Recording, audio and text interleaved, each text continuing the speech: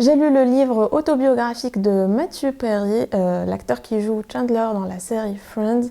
Je l'ai lu juste après son décès et aujourd'hui j'aimerais vous en parler. L'autobiographie est intitulée Friends, Lovers and the Big Terrible Thing, qui est l'alcoolisme et l'addiction. Et en fait, ce livre, il est sorti en novembre 2022. Il a été traduit en français et je me dis heureusement qu'il a été publié l'année dernière parce que qui aurait cru qu'une année plus tard, Mathieu ne serait plus de ce monde pour nous raconter en fait ce qu'il a vécu et ce qu'il a traversé. Je pense que vous le voyez avec mon sweatshirt et plein d'autres trucs de Friends que j'ai. Je suis une grande fan de Friends. J'adore cette série. Je regarde cette série en boucle depuis des années. Je la regarde tous les soirs en fait. Quand je prépare le dîner, je l'ai sur mon téléphone. Quand je fais mon skincare, je regarde ça. Quand je dîne toute seule, je mets Friends sur ma télé. En fait, pour ceux qui aiment Friends, vous me comprendrez, mais Friends, ce sont un petit peu nos amis. C'est une série hyper réconfortante et que je trouve très drôle. Donc je rigole à chaque fois, même si j'ai vu les épisodes 1 million de fois. Je rigole à chaque fois comme si j'écoutais les vannes pour la première fois. Et donc, quand ma sœur m'a envoyé la nouvelle du décès de Matthew Perry, pour moi, c'était un petit peu comme si on m'annonçait le décès d'un copain. Et même si ça semble ridicule en fait, puisque la série, elle a été tournée et terminée. Et donc, si l'acteur meurt, le personnage, lui, ne meurt pas. Mais pour moi, c'était comme si je n'allais plus jamais revoir Chandler dans la série Friends. Et du coup, je me suis ruée sur son livre afin d'y trouver du réconfort et de le faire vivre un petit peu plus longtemps à travers ses écrits. Mais quand j'ai fini ce livre, en fait, j'ai trouvé tout sauf du réconfort. Alors je vais vous lire le premier ou les 2 premiers paragraphes du livre. Salut, je m'appelle Mathieu, mais vous me connaissez peut-être sous un autre nom.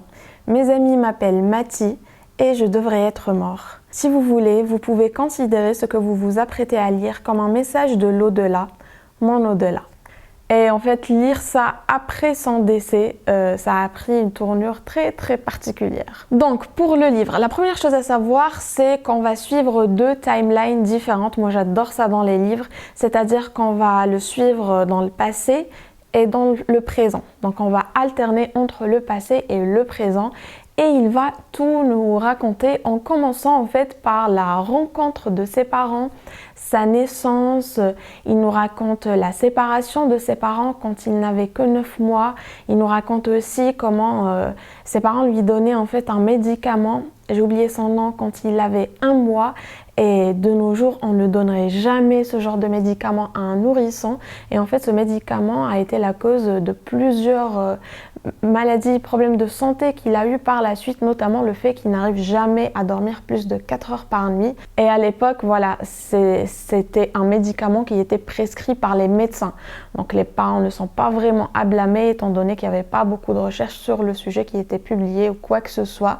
Donc voilà, il nous raconte ça, il nous raconte par la suite comment il faisait des allers-retours entre le Canada et les États-Unis pour voir son père, étant donné qu'il vivait avec sa maman au Canada et son papa vivait aux États-Unis. Et en fait, quand il allait voir son papa, il prenait l'avion seul et il avait toujours un badge où c'était écrit « enfant non accompagné ». Et c'est une expérience qui l'a énormément affecté, qui l'a même traumatisé.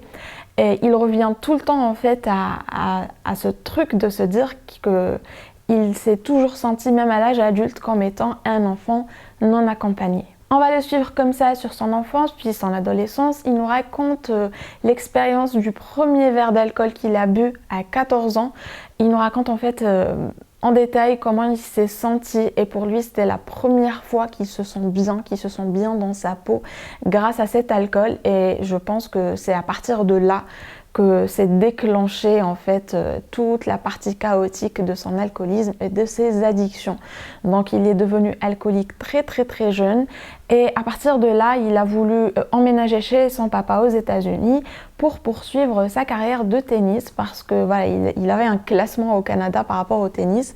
Mais quand il est arrivé au Canada, il s'est vite rendu compte, quand il est arrivé aux États-Unis, pardon, il s'est vite rendu compte que le niveau n'était pas le même et donc il a vite laissé tomber sa carrière de tennis et il s'est plutôt redirigé vers le cinéma étant donné que son père avait des petits rôles par-ci par-là. Comme je vous l'ai dit, c'est vraiment à l'adolescence que l'alcoolisme s'est développé, par la suite l'addiction à certaines drogues également, et il prenait des quantités astronomiques. Il y a certaines drogues où il prenait plus de 50 comprimés par jour.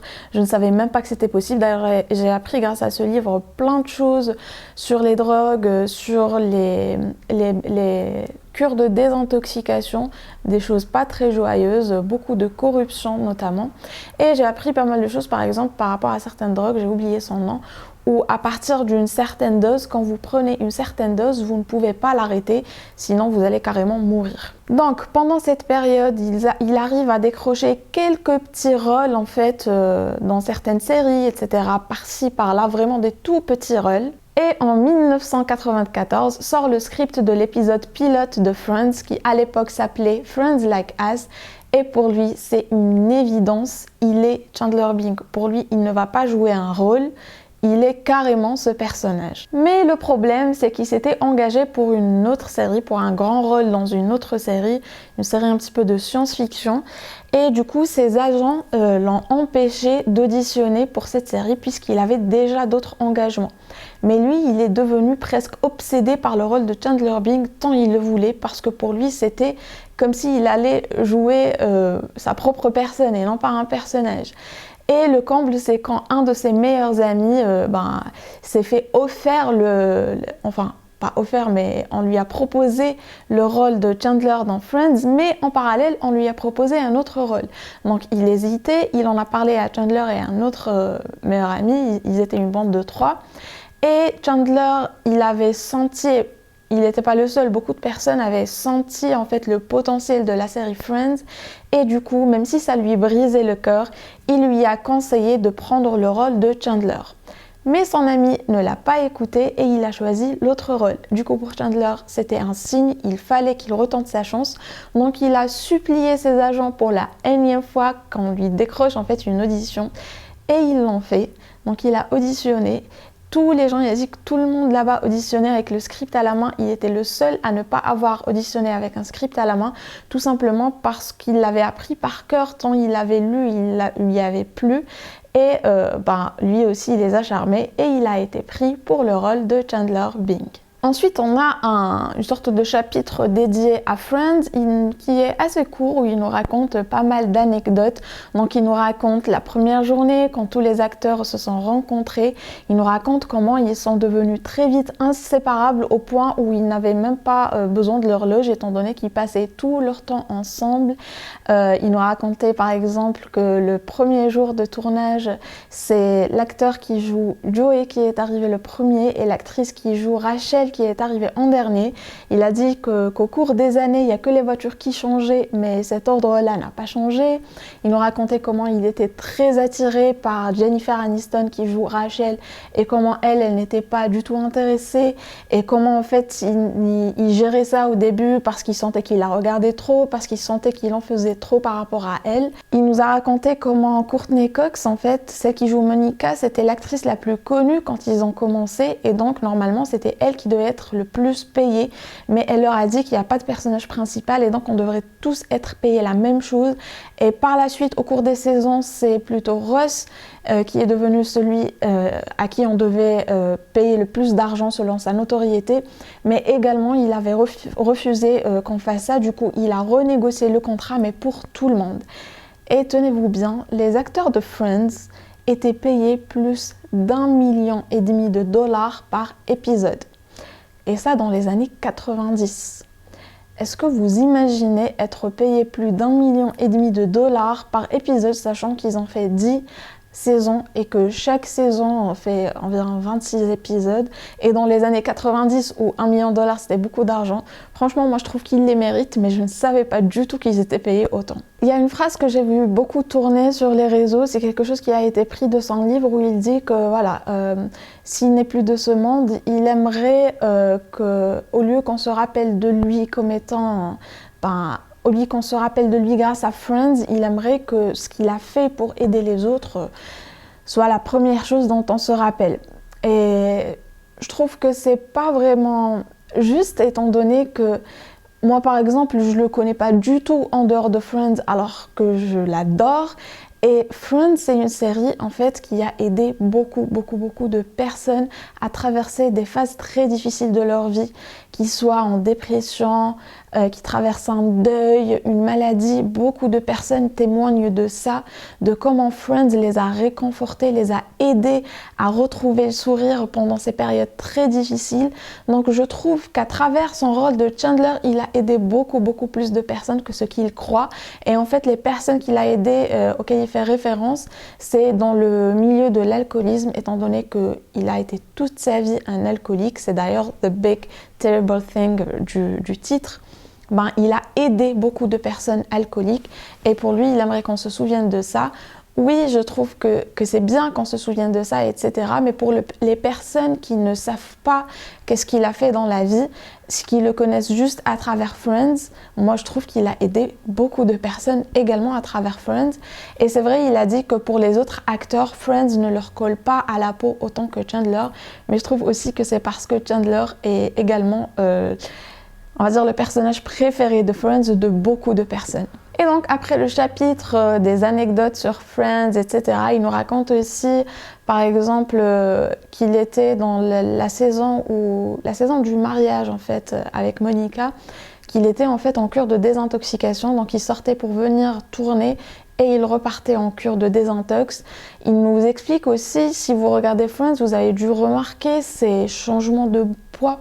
Il changeait énormément et c'était des changements vraiment évidents, c'est-à-dire qu'il passait de plus de 100 kg à 50 kg et vice-versa.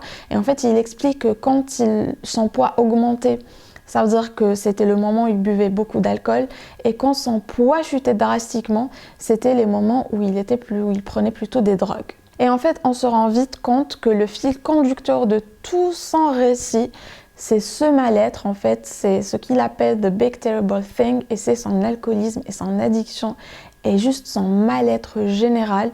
C'est quelqu'un qui n'a trouvé le bonheur que par bribes, vraiment. C'était par exemple le premier jour où il a décroché le rôle de Chandler, là il s'est senti heureux.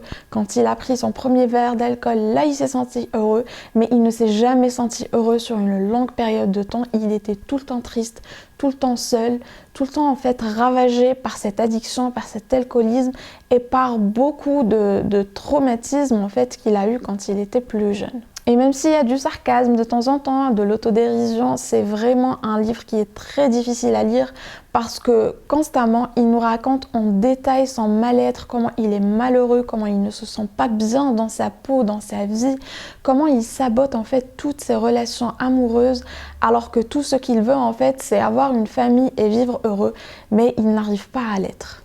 Et j'ai trouvé ça super triste parce que le fait qu'ils disent qu'il est Chandler, et Chandler on le connaît, c'est quelqu'un de drôle, c'est quelqu'un de très sensible, mais en même temps le personnage il a eu une très bonne fin, il a épousé Monica, ils ont réussi à adopter des enfants, donc on a eu la fin de ils vécurent heureux et eurent plein d'enfants.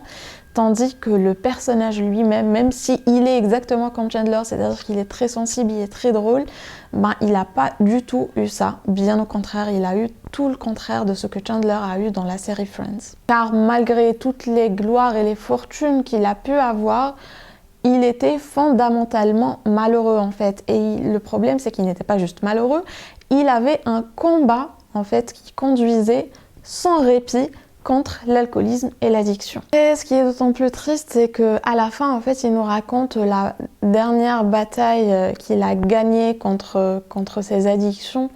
Et en fait, il nous raconte aussi comment son corps, il commence à lâcher parce que voilà, ses organes, plein d'organes, commencent à payer les conséquences de toutes ces décennies d'abus de substances.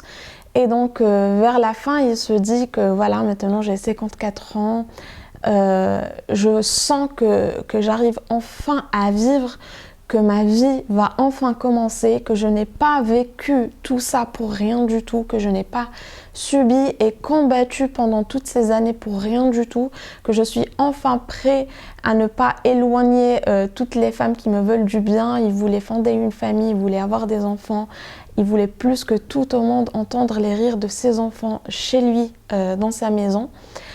Et de savoir que moins d'une année après avoir écrit ces mots-là, après avoir eu cette détermination-là à enfin vivre sa vie vraiment, le fait de savoir qu'il est décédé une année après, ben, ça semble être comme un tour très cruel du sort. Et donc, comme je vous le disais au début, en cherchant du réconfort dans ce livre, j'ai trouvé tout à fait le contraire, parce que moi je l'ai lu en me disant que je vais lire l'histoire de la vie d'une personne qui a été riche, qui a été heureuse, qui a été vraiment satisfaisante et qui l'a comblée. Et donc pour me dire que voilà, même si maintenant il est décédé, mais voilà, il a eu une très très bonne vie, et ben finalement non, pas du tout. J'ai lu qu'il a eu une vie de souffrance, qu'il a été malheureux toute sa vie, qu'il a vécu un combat interne toute sa vie et que à la fin, quand il s'est enfin décidé à passer à autre chose, ben c'était la fin pour lui. Donc sincèrement, si vous aimez Matthew Perry, si vous aimez Chandler Bing du moins, et que vous cherchez du réconfort dans ce livre, ne le lisez pas. D'ailleurs, c'est ce que j'ai conseillé à mes amis qui aiment Chandler Bing. Je leur ai dit, ne lisez pas ce livre parce que vraiment, c'est un livre qui... Il est difficile à lire, il vous apprend des choses qui ne sont pas jolies. Voilà, si vous êtes prêt à lire et à encaisser ça, allez-y, parce que moi je trouve que ça reste toujours très intéressant d'en apprendre plus sur ces personnes. Mais sinon, si vous êtes sensible, passez votre chemin parce que c'est un livre qui va vraiment vous attrister. Donc voilà pour le résumé du livre Friends, Lovers and the Big Terrible Thing. Je pense qu'en français ça s'appelle Friends, Mes Amours et... je sais pas, je vous le mettrai sur l'écran pour ne pas dire de bêtises. Et sinon, il y a quelques semaines, j'ai également lu l'autobiographie de Britney Spears, La femme en moi. Donc si vous voulez que je vous résume ça aussi, n'hésitez pas à me le dire dans les commentaires et je me ferai un plaisir de vous le résumer. Et sinon, on se retrouve la semaine prochaine pour une nouvelle vidéo.